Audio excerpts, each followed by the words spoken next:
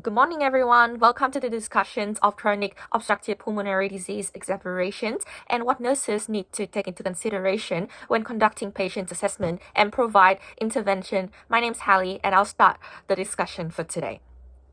The ATE assessment approach is used as a standard of practice to provide appropriate insight toward the condition of a person experiencing an exacerbation of chronic obstructive pulmonary disease, COPD, thus implementing the right strategy and intervention in the clinical decision-making process.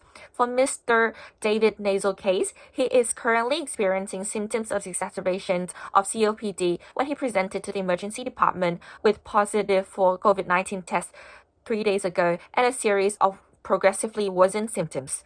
For a patient with a history of COPD, identifying the underlying cause of an exacerbation of an effective assessment method can reduce the risk of further complications and guide the healthcare professionals to the right therapeutic strategy during critical moments. Starting with the patient's airway, Mr. Nasal airway is clear and patent during the time of assessment. However, his airway can be at risk of airway obstruction due to worsened respiratory function from COVID-19 infection. For his breathing, his respiratory rate is 30 breaths per minute, oxygen saturation is 78% on room air, and also the use of accessory muscles when breathing has indicated a significant respiratory distress. Further breathing assessment also point out airflow limitation includes breathing sound laboratorily with wheezes and crackles in the lung base. Based on the symptoms provided, the patient can experience respiratory failure without immediate intervention such as oxygen therapy to increase oxygen saturation to the recommended level of 88 to 92%. In terms of circulation, Mr. Nasal presents with sinus tachycardia, heart rate of 128 beats per minute, suggesting cardiovascular stress, likely due to low oxygen saturation in the blood. In addition, his elevated blood pressure of 168/85 may be secondary to respiratory distress.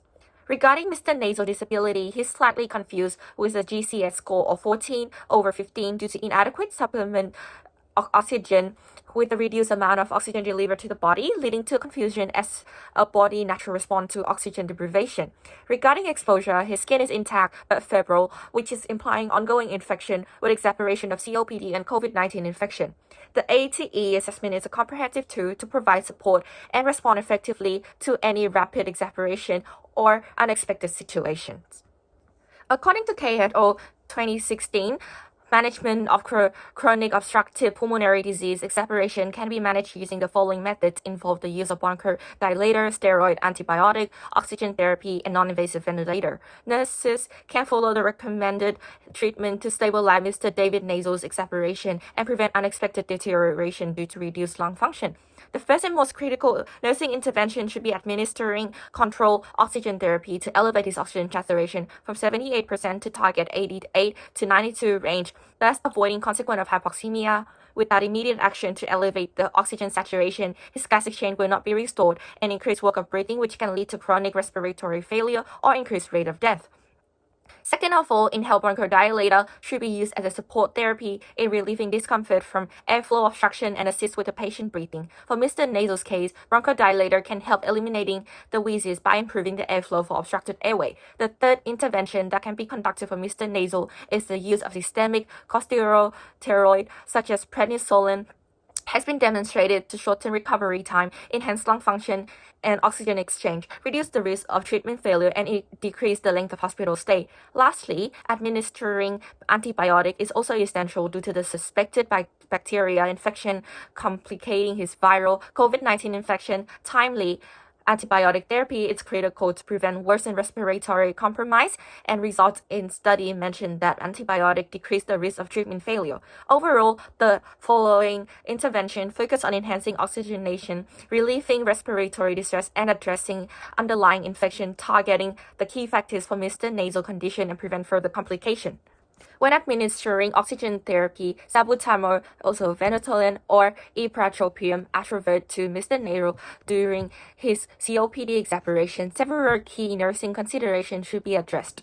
For oxygen therapy, with flow being adjusted accordingly, close observation of the patient respiratory rate, breath sounds, and oxygen saturation, targeting oxygen saturation between 88 to 92 range to prevent oxygen-induced hypercapnia. With salbutamol or Ventolin, assess for wheezing, bronchospasm, or respiratory effort. Administer during method dose inhaler or nebulizer, ensuring correct techniques by providing adequate patient education. Side effects such as tachycardia, tremors, or palpitation should be monitored, particularly given to Mr. Nasal with elevated heart rates.